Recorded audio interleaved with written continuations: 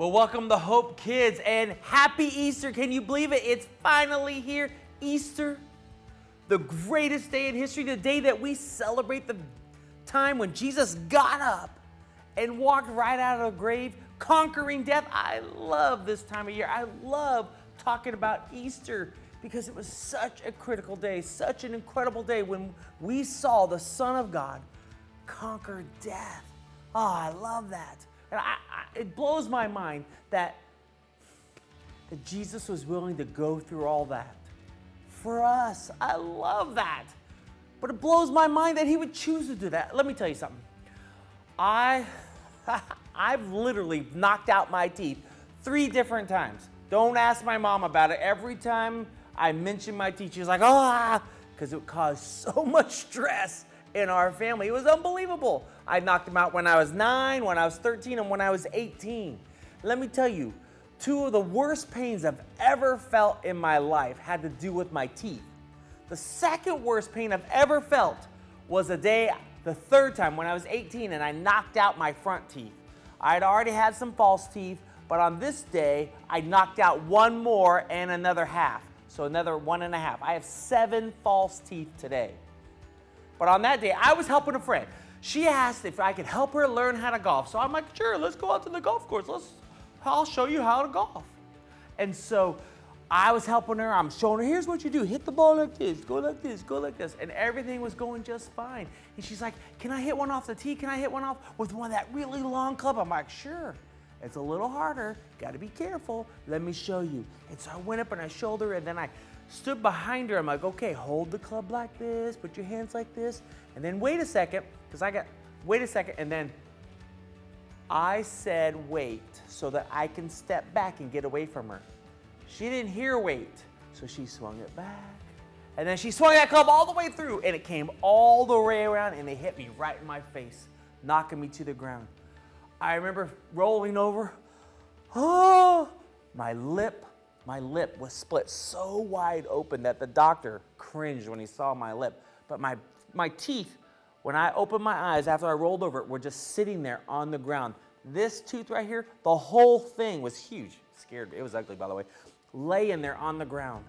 All I did was grab my mouth because it was bleeding really bad, and it was hurting so bad. Tears. I don't feel like I was crying, but tears were just blowing out of my eyes. And her parents were there, so they scooped up my teeth and we went off to the hospital. That was the second worst pain I've ever felt in my life, and it was bad. It was worse than the other 2 times I knocked out my teeth. The worst pain I've ever felt had to do with that same tooth. See, when I got to the hospital, the emergency room doctors, they were more worried about my lips, and so they were fixing up my lips and all that was hurting there because it was bad. They had to put stitches on the inside to pull it close enough so they could stitch to the outside. I kind of have a scar. You can't really see it anymore. But then, when they were finished with my lips and my face, getting that all patched together, they put that tooth, the whole tooth came out from top to bottom, the whole thing. And so they put that tooth, they thought, they'll put it right back in there. So there was still a hole where it came out. So they shoved that tooth up into my face. Woo, it was bad. It was bad. That was really bad, but it wasn't as bad as the worst pain I've ever felt in my life. The worst pain I ever felt in my life was about 6 months after that. That tooth that they put back in that hurt really bad, that I knocked out and hurt really bad, after about 6 months, that tooth didn't survive. So it was turning black. And I went to the dentist and the guy's like, we're gonna have to take that out. On the day that they took out that tooth, they put this big old device on it, because it's a huge tooth. They put this big old device, they clamped it to it, and it had this little arm that stuck out like right here. And he buckled my head he put a belt, it was like a belt, around my head, up to the thing. They stuck this thing on my tooth. It was kind of sticking out. Literally, he grabbed a hammer It looked like a hammer you would use for your floor and walls. He grabbed the hammer. He had the bottom of this, had this little arm sticking out, and he just went, koo, koo. Oh, it was the worst pain I've ever felt. Every time he hit that, it felt like somebody was sticking a pole right to the top of my head. It hurt so bad. Again, I don't think I was crying, but tears were just flying out of my face. It hurt so bad. That was the worst pain. It took about 15 hits before that tooth finally came out. It was horrible. It really was.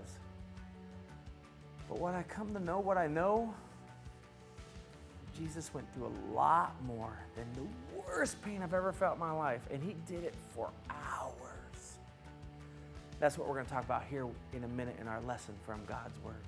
The pain, the struggle that Jesus went through for you and me.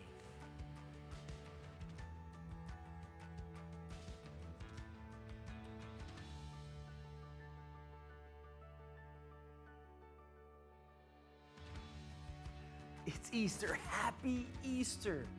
I love Easter because of what we're celebrating, because of what happened on this day so many thousand years ago. But to get to Easter, I really struggle with that part. To talk about what Jesus went through. To talk about the fact that those men punched him, spit on him, beat him with sticks, and beat him with a whip. And then finally laid him down and nailed him to pieces of wood. And then after nailing him to this wood, they stood him up into the air so that everyone could see, including his mom. It just blows my mind that Jesus went through that. That's so hard to understand that Jesus did it willingly. He didn't have to show up there. He could have left. He didn't have to be there when that happened. He could have went the other direction. But he willingly got onto a donkey and rode right into that town, knowing what those men were going to do, knowing everything, every hit, every punch, every slap, every thorn, every bit of pain. He knew it was going to happen, but he still went right in and allowed these people to do it to him. I'm telling you, I have the hardest time the more I read about it. And sometimes I do skip some of those words. They spit on him. They yelled at him, made fun of him. I don't understand that. But I never finish reading right here. I never finish reading through the Gospels and ending with the fact that Jesus died, that he was whipped and was bleeding, was hurt so bad.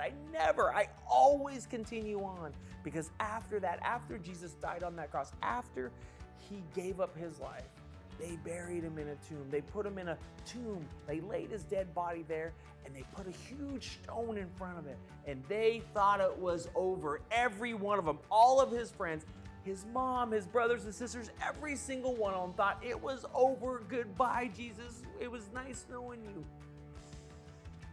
Even though he told them that he was going to be hurt. He was going to go through this. He told them.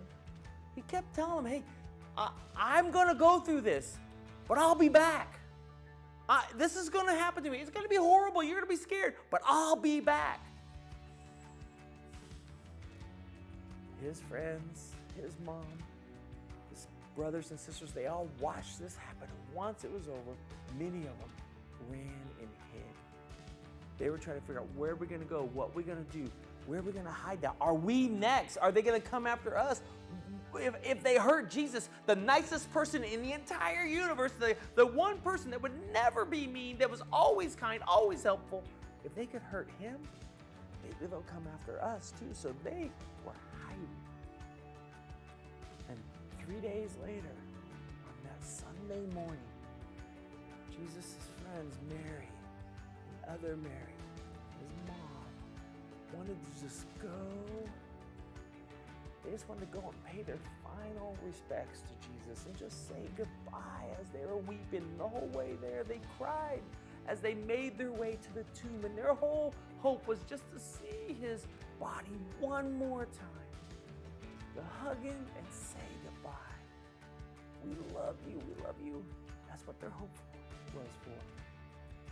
But on that morning, it was a little scary because as they got there, they saw some crazy things. That morning, they knew where the body was buried. They knew also there was a huge stone in front of it. And they also knew there was a bunch of soldiers there. But they made their way because they just wanted to say goodbye. They made their way over to the tomb. They didn't think about what would they do about that stone. They knew they couldn't move it, but maybe they would ask the soldiers to move it just so they could see him and say goodbye. But when they got there, they saw something they didn't expect. All those soldiers were asleep. That never happened. That never happened. They were all just laying there asleep. And also when they looked over at the tomb, the stone, that huge stone that was in front, was rolled away and it was open. And now they're like, no. Did someone take his body? Did someone move the body? This is where he's supposed to be. And they ran into the tomb. They put their heads in there and they looked. It was empty. And they immediately began to cry, thinking, why did they do this? We just wanted to say goodbye. We just wanted to say goodbye. And they were crying, and some of the ladies left to go back to tell the disciples that the body is gone. Mary stayed there. Jesus' friend Mary stayed there, and she was just weeping. She was hoping that a soldier would wake up. She was hoping to find someone that could just tell her where they put the body so that she could go and say goodbye. And as she was weeping, she heard a voice from behind her, and she's like, oh, Mary. And when she turned around, she didn't recognize him because she was crying so much. And when she heard him say, Mary, she heard that voice say, Mary, she pulled the tears out of her eyes and looked. It was Jesus. It was Jesus. He wasn't bloody and torn up. You could see scars that were completely healed, but he wasn't bloody and torn up. Just a few days ago, she watched as they dragged his horribly beaten, bloody body off of that cross, drag him into that tomb. But here he was, just 3 days later, clean, no, not bleeding. And he was glowing because she couldn't believe it. Everything was healed on him. Jesus! She had to jump on him, Jesus, and hold him, crying because she was sad because she saw what she saw, but she was so super happy because Jesus is alive. She couldn't believe it. Oh my. They hugged, and then Jesus said, Mary, can go tell the rest of them, go tell everybody else that I'm alive. That it's over. I conquered death. Oh, man. She couldn't believe it. She heard Jesus say, go tell everybody else. She's like, ow! And she just turned and started running. I gotta tell everybody. Can you believe it? Jesus is alive. Do you know what? The one thing I love about this story, it's hard for me to talk about. It really is to think about what they did to him. But I love this verse in Hebrews 12. It says that Jesus went to the cross for the joy set before him. That on that day he got on that donkey to make his way into Jerusalem, to let those men beat him and hurt him and whip him and spit on him. He did it because there was joy set before him. He found joy in it. He didn't find joy in what they did to him and how they nailed him and hung him in the air. That wasn't the joy. The joy was he knew that in 3 days he would get up, get dressed, and walk right out of that tomb to prove to all of us, that you and me, that he is the Son of God, that he is our Messiah. And that because he conquered death, when he is our Savior, we too will experience the same resurrection. that Jesus did, because he came back to life, we too, in our spirits, our souls will come back to life. Our bodies will be gone, we will live in eternity with Jesus in heaven because of what he did. That's the joy he did this for. That's why he went there. That's why he didn't turn around or run, because he wanted you and me in heaven with him for all eternity. Wow. That's why I love Easter so very much. And that's why it's the greatest day in history.